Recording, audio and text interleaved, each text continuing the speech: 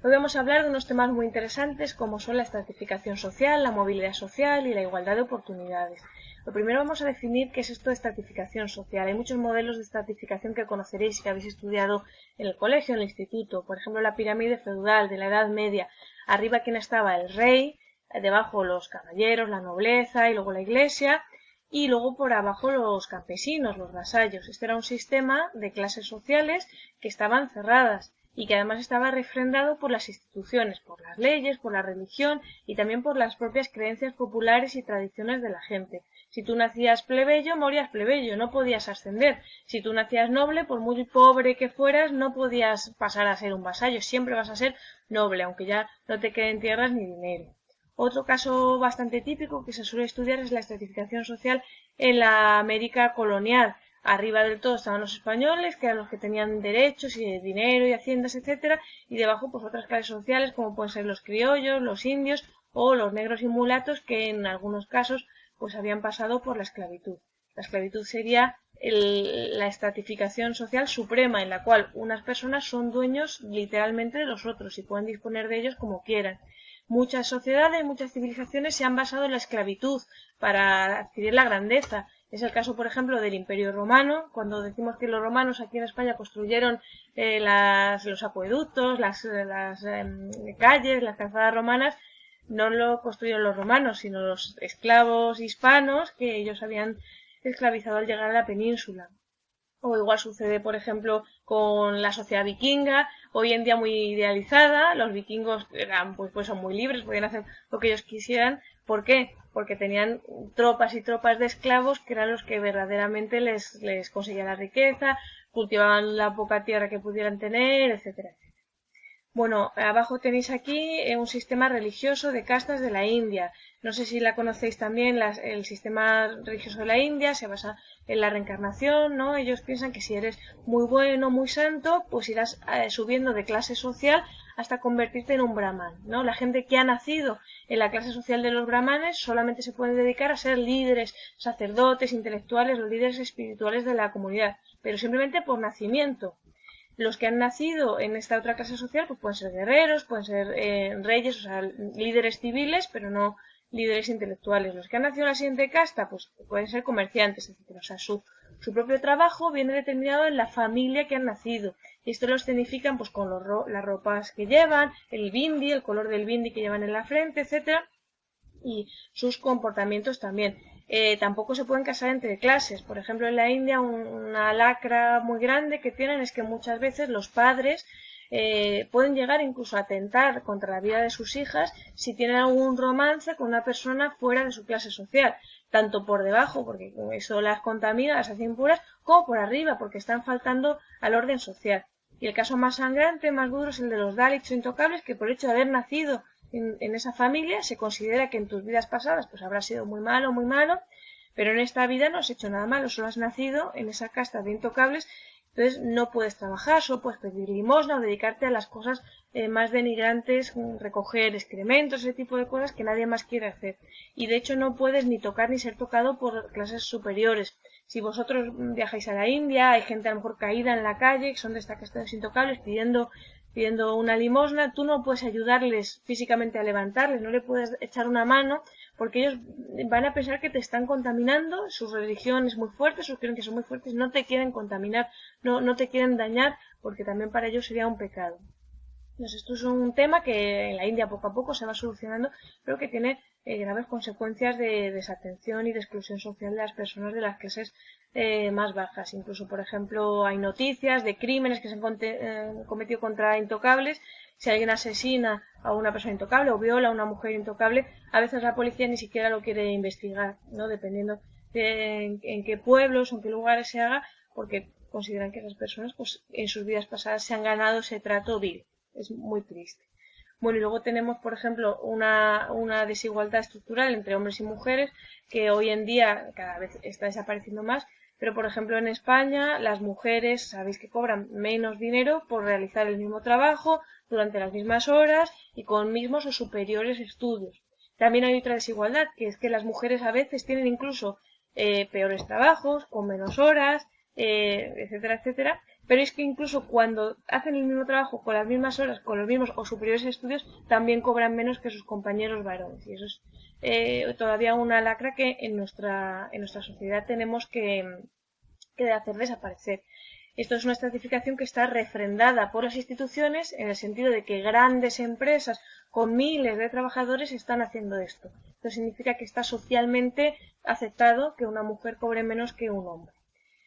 No nos tiene que sorprender que esto ocurra así porque hasta hace muy poco tiempo, pues en los años 60 y 70, la mujer directamente no podía tener bienes inmuebles, no podía ser dueña de su propia casa si no era con el consentimiento de su padre o de su marido. No se podía viajar también sin ese consentimiento. O sea, si nuestras madres se han criado en un mundo en el que no podían ni siquiera ser dueñas de su propia casa o de su propio viaje, pues cómo nos va a sorprender que hoy en día siga existiendo ese machismo, esa desigualdad en España. No es algo que sea porque sí, sino que nos viene de una serie de tradiciones.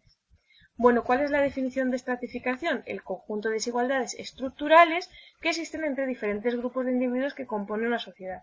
Es decir, ¿vale? Esta sería la definición, pero os aclaro, es una desigualdad socialmente reconocida y refrendada por las instituciones. Puede ser por las leyes, por la religión, por la tradición, por las grandes empresas, por los organismos, por las instituciones que existen en la sociedad, por la publicidad, por los medios de comunicación, etcétera.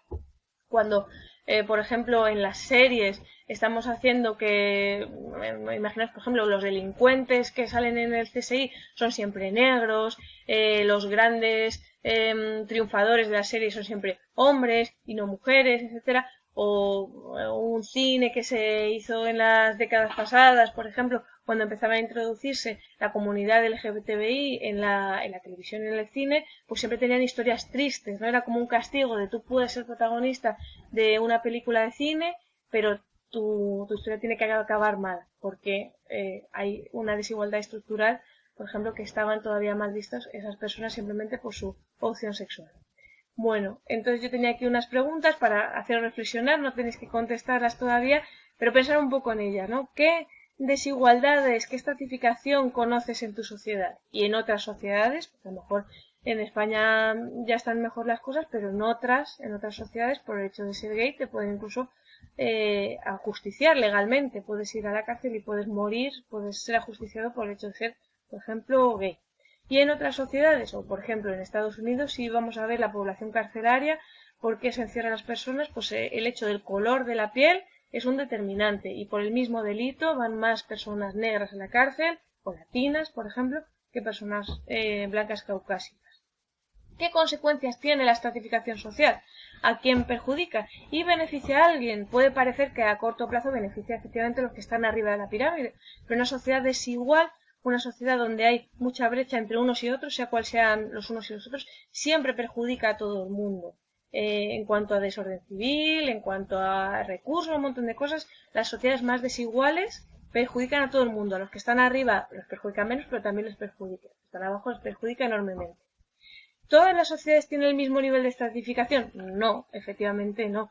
La desigualdad se puede medir, y hecho se mide, podéis buscar en internet, hay países más desiguales y otros más igualitarios. ¿Sería posible una sociedad que estuviera muy poco o nada estratificada? Os pregunto a vosotros, esa sociedad ideal en la que todos somos iguales que todos tenemos las mismas oportunidades, todos somos hermanos y fraternos, ¿podría existir? ¿O es necesario un poco de estratificación? ¿O hasta qué punto? Pues eso es algo que dejo para que vosotros reflexionéis y penséis vuestra opinión. Como nunca se ha llegado a una sociedad 100% igualitaria, todavía no tenemos la respuesta objetiva. A lo mejor un día la tenemos. Bueno, si ha quedado claro lo que es la estratificación, ahora vamos a hablar de movilidad, que sería un poco lo contrario. ¿Vale? La movilidad social, aquí tenéis un dibujillo, me gusta porque normalmente hablamos de movilidad como una escalera en la que tú puedes cambiar de clase social según tus actos. Si te va muy bien en los negocios, te puedes hacer rico, ¿no? Y entonces pasas a la clase social de los ricos y famosos. O si te va muy mal, pues puedes bajar, puedes descender. Oye, pues tú has venido de una buena familia, pero has tenido malas decisiones o mala suerte en la vida y has podido caer. La movilidad social es cambiar de clase social a lo largo de tu vida. Otras personas lo escenifican con esta metáfora del ascensor, ¿no? Puedes subir, en una sociedad de oportunidades, tú podrías elegir en qué planta vas a vivir. Si te esfuerzas más, pues subirás. Si no te quieres esforzar más y te conformas con lo que tienes, pues vas a quedarte en una clase media, intermedia, ¿no? Pero una sociedad insegura o una sociedad estancada, las personas no tendrían movilidad o casi no tendrían movilidad. O podrían tener movilidad, pero con más dificultades que las personas que ya han nacido en clases sociales superiores. Esto os recordará cuando vimos funcionalismo y marxismo en el primer bloque del curso. Por ejemplo, los funcionalistas decían que la movilidad social era absoluta, que tú podías cambiar de clase social siempre según tu esfuerzo y tus capacidades innatas, ¿no? Pero bueno, los marxistas por otro lado decían que no, que lo que existía era sobre todo una reproducción social, que si tus padres tenían dinero, tú tendrías dinero, ya se ocuparían ellos de llevarte a un mejor colegio o de conseguirte un trabajo o prestar dinero para que montases tu propia empresa. Sin embargo, que las personas que nacían más pobres, pues con esa falta de apoyo familiar se quedaban siempre más o menos en las mismas clases sociales. De hecho, si vamos ahí a ver quién es dentista, pues probablemente sus padres ya tenían de base un dinero mayor que las personas que hoy en día son, pues, reponedores del día, no porque sean jóvenes, sino porque a lo mejor con 40 o 50 años este ha sido tu destino, seguir siendo un empleo de baja cualificación. Quizá porque no tuviste ese apoyo de tus padres, o quizá por otras razones. Si nos vamos también a la teoría de la resistencia, esta teoría nos dice que las clases sociales bajas pueden ascender, pero con mayores obstáculos. Y efectivamente, si tú quieres ser dentista y naces en una clase social excluida, con muchos problemas, puedes llegar a ser dentista, pero vas a tener que trabajar muy duro mientras tus compañeros de clase solamente estudian, tienes que pagarte los estudios, no puedes montar tu despacho de dentistas porque es una inversión muy grande, tienes que empezar trabajando para otros, etcétera. A lo mejor una persona que viene de una familia con dinero puede ser dentista en poco tiempo, con 25 años, con 28 años, con 30 años puede ya ser su propio jefe y tener su consulta de dentista. Sin embargo, una persona que viene de clases sociales más bajas puede ascender y puede llegar a tener esa consulta con 45 años, con 50 años, no sabemos.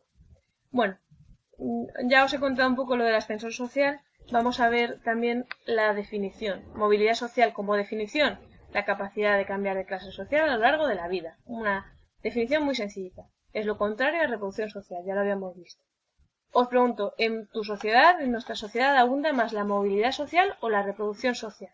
Ojalá el progreso nos lleve a que cada vez haya más movilidad social. ¿Pero sigue habiendo reproducción social en España? Puede ser. ¿De qué manera se puede cambiar de clase social? Por ejemplo, al final de la Edad Media, en la Baja Edad Media, podías cambiar de clase social. Si tú, por ejemplo, eras un burgués rico, podías casar a tus hijas con nobles. Si cambiaban de clase social, pasaban a la nobleza. Hoy en día, ¿cómo cambiamos de clase social? Porque nos casamos, porque los estudios, por ejemplo, los estudios pueden ser un factor de movilidad social, nos ayudan a subir. ¿Por qué cambiamos de clase social? Porque nos toca la lotería. A 1 de cada 5 millones de personas le puede tocar la lotería.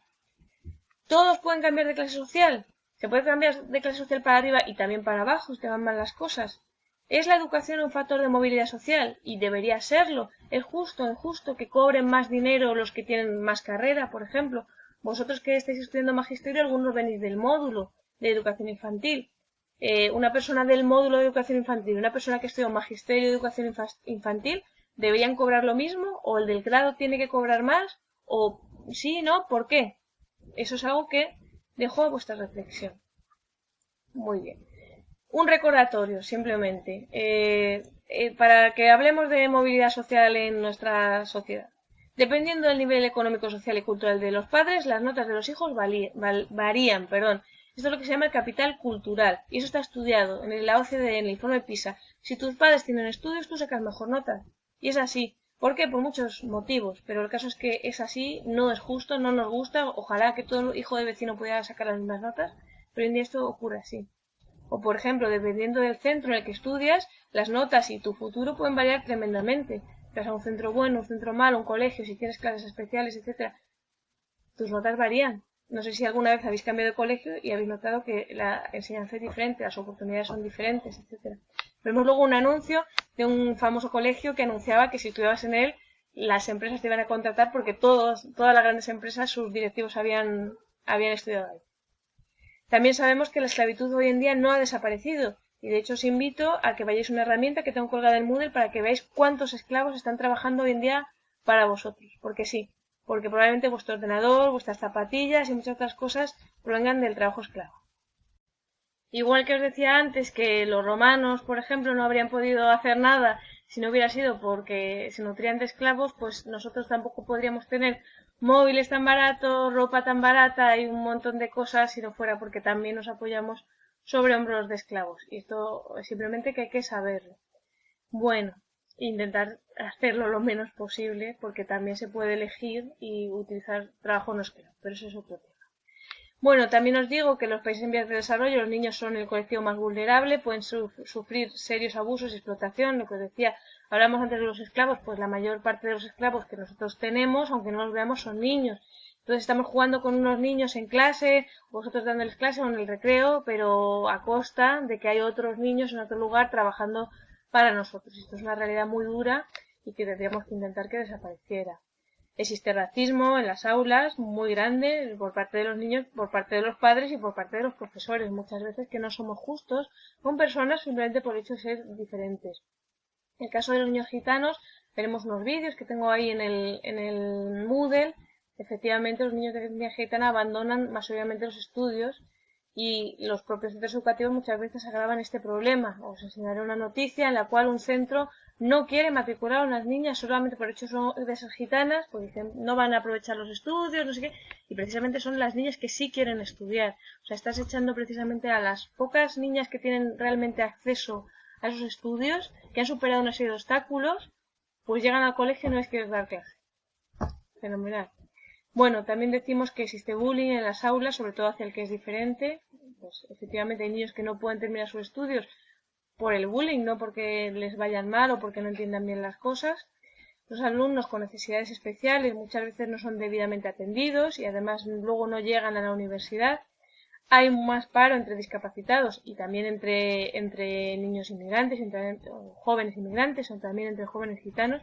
Hay más paro entre estos colectivos que ya están discriminados desde su base que en las otras personas. Luego, aparte de lo que decíamos, las mujeres cobran menos que los hombres, incluso las que hacen el mismo trabajo, las mismas horas, los mismos estudios, y cuando no realizan el mismo trabajo, incluso ahí la desigualdad es mayor. Por ejemplo, no sé si sabéis que las limpiadoras de hogar no tienen derecho a paro, ni siquiera aquellas que están en la seguridad social. No tienen derecho a paro y eso es así. Se ha llevado muchas veces al Congreso y se ha intentado votar para que tengan derecho al paro, porque son personas que trabajan durante muchas horas, haciendo un trabajo muy duro y que están cotizando a la seguridad social como todo el mundo, pero no tienen derecho a paro. Una señora, porque el 90 y tantos % son mujeres, una señora que se pase toda la vida limpiando casas, que a lo mejor lleve trabajando 20, 30 años, los que sean, un día se queda en el paro, pues no tiene derecho a paro, se queda sin dinero, se queda con una mano delante y otra detrás, porque la ley así lo refrenda. Y bueno, las etnias minoritarias, ya os lo decía, están en desventaja laboral. Y no solamente etnias minoritarias, que se puede disfrazar y hay gente que deja de contratar o expulsa a alguien por su orientación sexual, por sus ideales políticos o por enfermedades. Por ejemplo, personas que habréis oído que las han despedido en el momento que se han enterado de que tuvieran cáncer o de que se han quedado embarazadas, han hecho eso mujeres. Todas estas cosas son contrarias a la ley, efectivamente, y se pueden recurrir y casi siempre se ganan los juicios. Pero que esto existe y que las grandes empresas lo hacen, pues es algo realista. Muy bien. Bueno, la igualdad de oportunidades, ya pasamos a ese segundo tema, o esa segunda parte que os quería yo hablar de ella. La igualdad de las oportunidades es simplemente un sistema de distribución de un bien, sea cual sea, económico, material o social, en el cual todas las personas tienen el mismo acceso potencial para dicho bien. O sea, que seas blanco, negro, hombre o mujer, con algún tipo de necesidad especial o no, anciano, joven, lo que sea, tendrías la misma posibilidad de acceder. Pero no por ello tienes que tener el mismo resultado. Solo es que tienes la misma oportunidad, no que vayas a conseguir lo mismo. Por ejemplo, vosotros todos tenéis la misma oportunidad de sacar sobresaliente en sociología, porque todos estáis recibiendo las mismas clases, vais a hacer las mismas pruebas finales, etcétera, pero no significa que todos vayáis a tener el sobresaliente en sociología. Bueno, todos tendréis las mismas oportunidades, porque yo puedo tener una clase todo sobresaliente. Sin embargo, variaría en el caso de las matrículas de honor. Ya sabéis que solamente se dan una serie de matrículas de honor por cada cantidad de alumnos, pues por mucho que os esforcéis, si solo hay una matrícula o dos matrículas, no se puede dar a todo el mundo. ¿vale? Cuando hablamos de igualdad de oportunidades es un término un poco engañoso. Tenemos que graduarlo.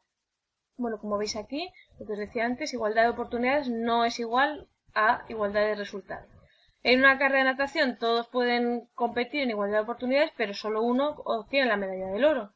Si yo reparto, por ejemplo, una tarta entre todos mis amigos, pues todos tienen las mismas oportunidades de conseguir una tarta, la parto. Tengo 10 amigos, la parto en 10 trozos. Igualdad de oportunidades, igualdad de resultados. ¿O no? Vamos a ver un poco las cosas. Vale. En los ejemplos anteriores vemos aquí que la igualdad casi nunca es absoluta.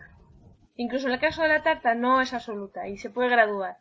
Por ejemplo, en ejemplos anteriores antes decíamos que todos los nadadores corrían en igualdad de condiciones, pero si es un nadador paralímpico, a lo mejor no puede nadar igual que un nadador que no es paralímpico.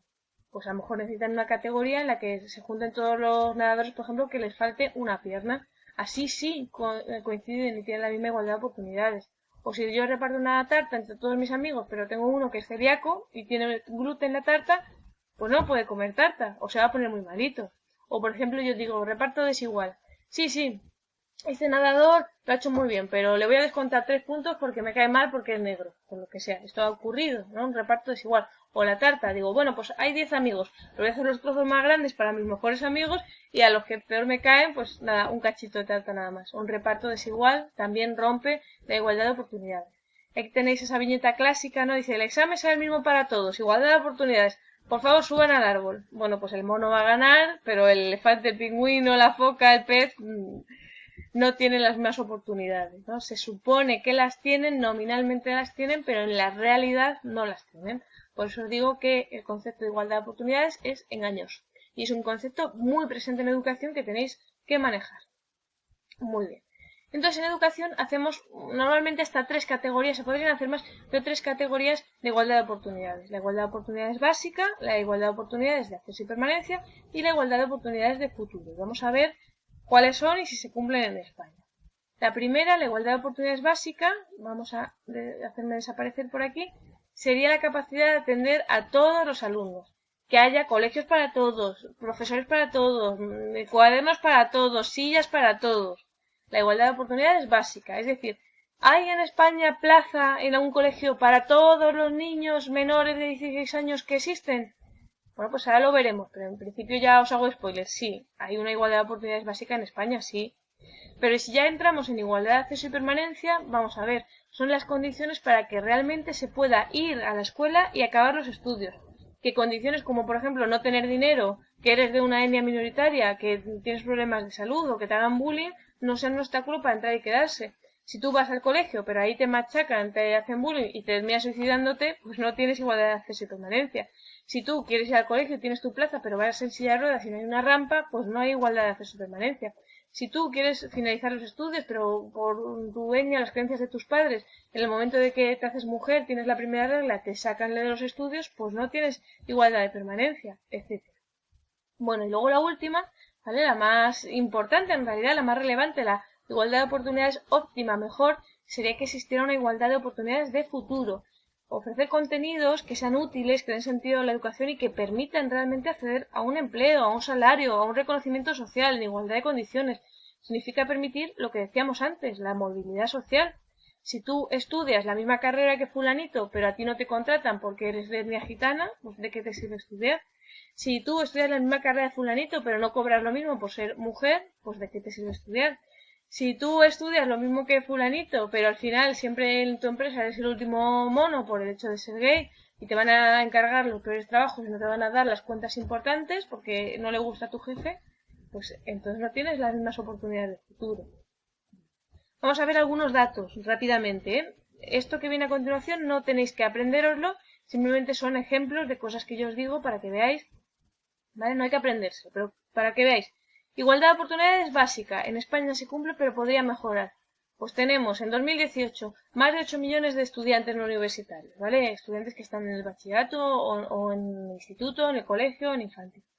Para 28.000 centros. Entonces nos saldría a 300 niños por centro. Si se distribuyeran estaría fenomenal. Pero claro, hay colegios masificados y otros en los que apenas hay población. Luego aparte tenemos en España, en 2018, 700.000 docentes trabajando, nos sale súper bien, 11,6 niños por profesor, un ratio bajísimo, Pero lo que os decía, no es así. Hay colegios, por ejemplo, en zonas rurales con 3 alumnos, pero hay colegios supermasificados en zonas urbanas. ¿Cuáles son públicos? Pues casi el 70% son públicos y el 30% restante son privados. De todos los alumnos españoles, el 2,1%, unos 300.000 alumnos españoles tienen necesidades educativas especiales. ¿Cómo están estos alumnos distribuidos? Pues existen en España 477 centros específicos de educación especial que acogen a un 10% de estos 300.000, ¿no? De estos 300.000, un 10% está en centros de educación especial. Otros, como un 7%, aunque no lo pone ahí, pero aproximadamente un 7% están en colegios ordinarios, pero en aulas especiales y separadas. ¿Vale? Esto no es lo que recomienda la ONU, no es lo que recomienda la OMS. La preferencia sería que estos alumnos tuvieran la necesidad educativa especial que tuvieran, estudiaran en un centro ordinario, fuera público o privado, pero con profesores de apoyo, que pueden ser de PT, de audición y lenguaje, de atención a la diversidad, auxiliares técnicos educativos, ¿vale? Que estuvieran con otros niños de otros tipos, de cualquier tipo de alumnos, pero que estuvieran siempre con un profesor o varios profesores de apoyo, sean públicos o privados, eso independientemente. Pero es que hoy en día, claro, el problema es que muchos centros demandan más profesores de apoyo. Tienen alumnos de necesidades especiales, pero no tienen sus necesidades realmente cubiertas. Por otro lado, está esa problemática de que hay otros alumnos que van directamente a los centros educativos de educación especial y así están separados, segregados de otros compañeros. Hay alumnos en España que a lo mejor son sordos y nunca están con personas oyentes. O hay alumnos que, por ejemplo, tienen síndrome de Down y nunca están con personas que no tengan síndrome de Down. Y las que están con ellos son sus cuidadores, no son sus compañeros, no son sus iguales. Entonces esto también tiene una problemática, por eso hay un debate. Pero bueno, lo que recomienda, ya os digo, la ONU, la OMS y otros organismos que lo han estudiado es que estas personas pudieran estar en centros normales, públicos o privados, dando igual, pero con unos profesores específicos de apoyo que les ayudaran también a integrarse con sus necesidades especiales. Y luego ocurre otra cosa, en España hay hasta un 2% de alumnos con necesidades especiales que directamente no están escolarizados, que sus padres han decidido que esos niños no tienen que estar en el colegio, o que tienen situaciones tan graves que no hay ningún centro capaz de acogerles. Eso es una realidad muy dura que también tenemos que trabajar con ella. Bueno, también deciros que España es un desierto poblacional, no sé si esto lo conocéis, es un país muy poco poblado y que tiene una serie de centros urbanos, de polis muy grandes, de ciudades muy grandes, donde está la mayor parte de la población. De hecho, el 95% de la población española vive en un total del 30% de su superficie. Con toda esta distribución, aproximadamente vemos que el 20% de toda la población española vive en zonas rurales. Pero esa población rural está muy envejecida. Los alumnos rurales solo representan el 2,4% de la matrícula de segundo ciclo y de infantil y de primaria. O sea, que los alumnos de zonas rurales son muy poquitos. Y de hecho, muchos de ellos viven lejos de los colegios. En 2012, este es un dato un poco más antiguo, lo sé, pero el que tengo, en 2012 había un centro rural para cada 6 pueblos. Y cada año se están cerrando colegios rurales, que son, tiene esta terminología, los CRA, los CPR, los C, dependiendo de la comunidad autónoma, pero estos son los centros rurales en España. Como os digo, hay muy poquitos, muchos de ellos no tienen mucha población y están muy alejados.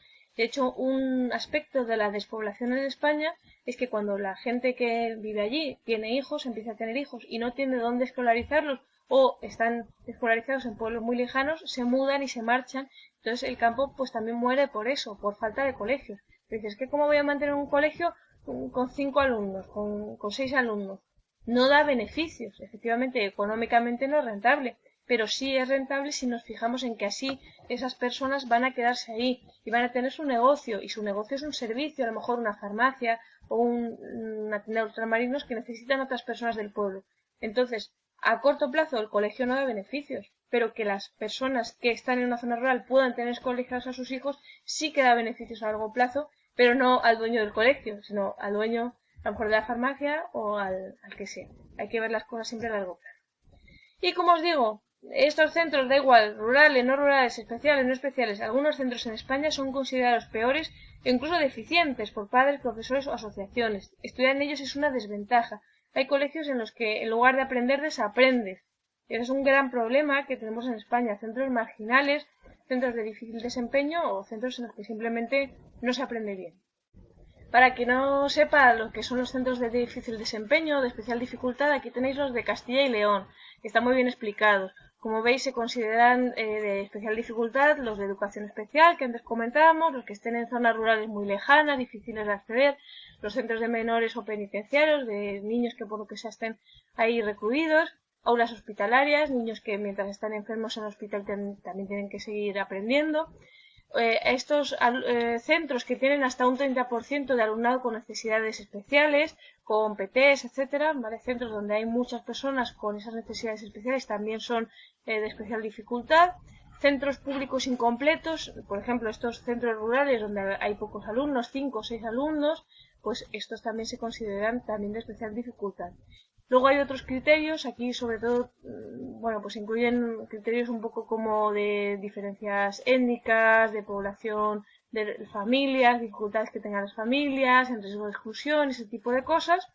Y los que están en el programa 2030, que son los que quieren integrar, como os decía antes, alumnos de necesidades especiales que antes estaban en centros específicos y que ahora se quieren entrar en centros ordinarios. Todos los docentes que trabajan en este tipo de centros también cobran un poquito más, un plus, porque son centros de especial dificultad y no todo el mundo quiere acceder a ellos.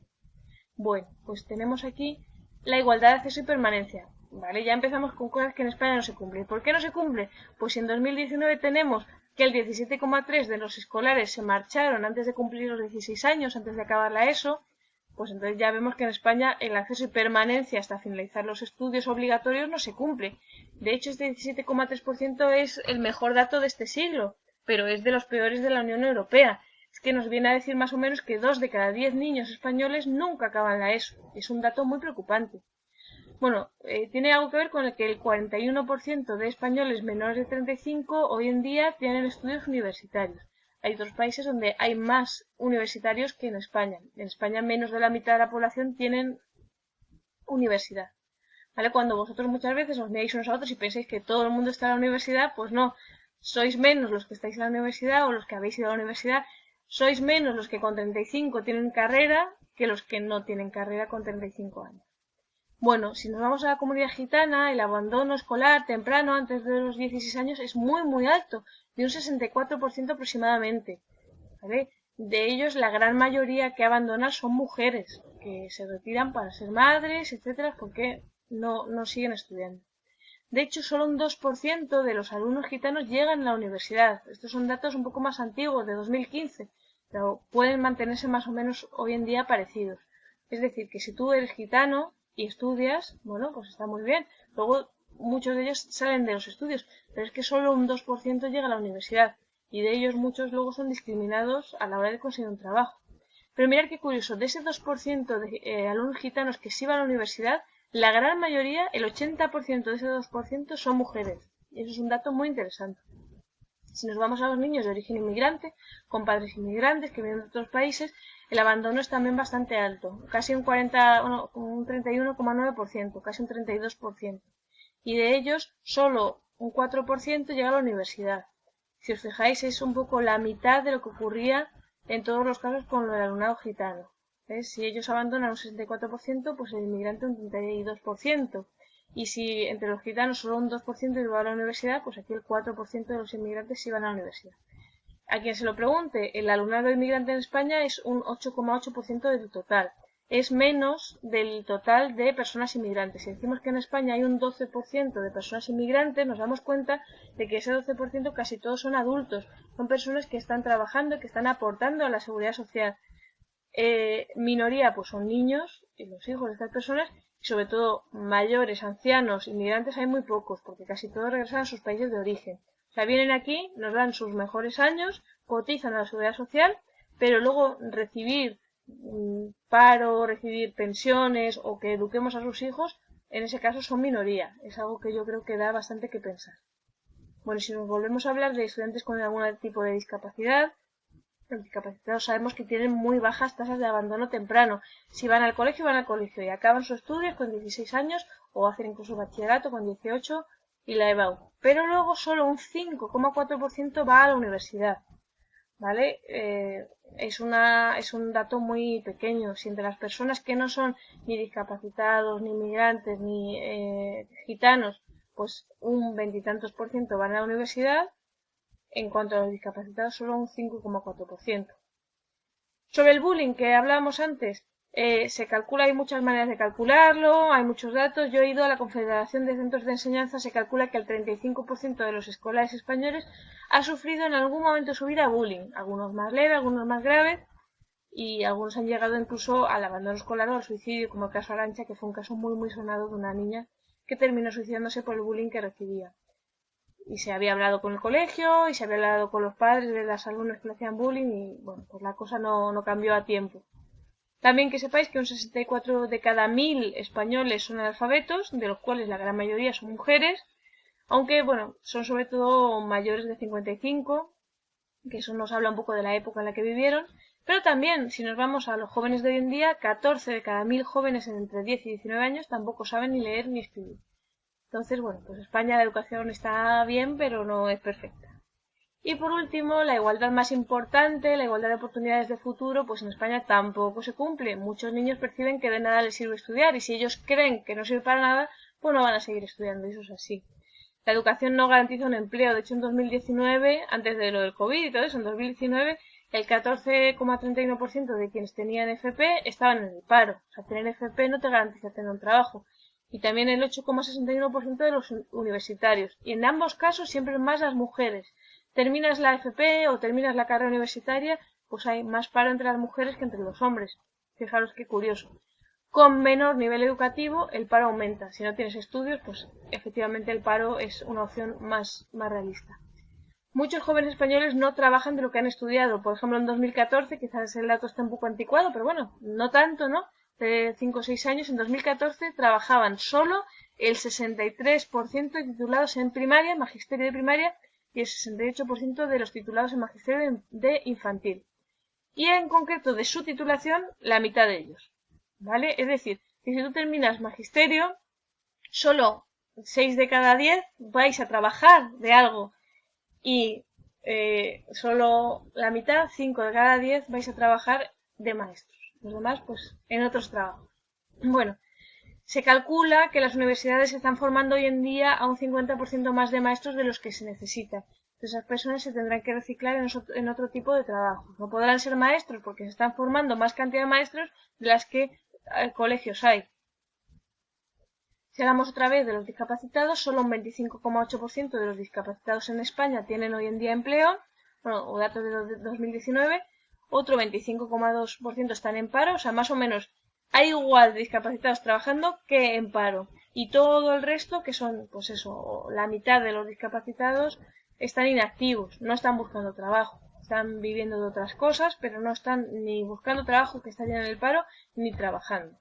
Pese a sus bajas tasas de fracaso escolar y pese a las ayudas, subvenciones, etcétera, que hay, pues muchísimos discapacitados están en el paro. Cuando nos preguntamos, ¿son necesarias las subvenciones, que una persona sorda tengan que darle un dinero a su empresa por contratarlo? Pues a lo mejor sí, porque si no, es que no las iban a contratar nunca, ¿vale? Porque incluso con las subvenciones muchísimos de ellos están en paro pudiendo desempeñar trabajos, porque muchas veces es una cuestión más de prejuicio que otra cosa. Muchas de estas personas podrían perfectamente trabajar, pero no se les contrata. Bueno, gitanos inmigrantes siguen haciendo empleos peores independientemente de sus estudios. Da igual que estudies, que tengas una carrera, etcétera, pues muchos de ellos tienen peores trabajos, aunque seas un crack. Bueno, pues es un problema de racismo en nuestra sociedad que efectivamente está cambiando y esperemos que cambie muchísimo más en el futuro. Y luego, simplemente la zona en la que nazcas. España es muy desigual. Si naces en zonas con alto paro estructural, pues directamente o te marchas de tu pueblo o tienes que aguantar yendo más meses al paro que al trabajo. Cádiz, Ceuta, Las Palmas tienen poblaciones con un altísimo paro estructural. Hay un pueblo de Cádiz en concreto que creo que tiene un 88% de paro estructural. Eso significa que si naces ahí no vas a tener trabajo. Entonces, ¿qué haces? Te marchas, pero es que tampoco te quieren en otro sitio porque tú no eres de allí. Por ese racismo que decíamos, incluso el racismo interior. Pues muchas veces gente del sur de España viaja al norte de España y ahí tampoco se les quiere. Entonces, ¿qué pasa? ¿Que por el hecho de haber nacido en un pueblo ya no puedes trabajar? Por mucho que estudies, por mucho que te esfuerzas.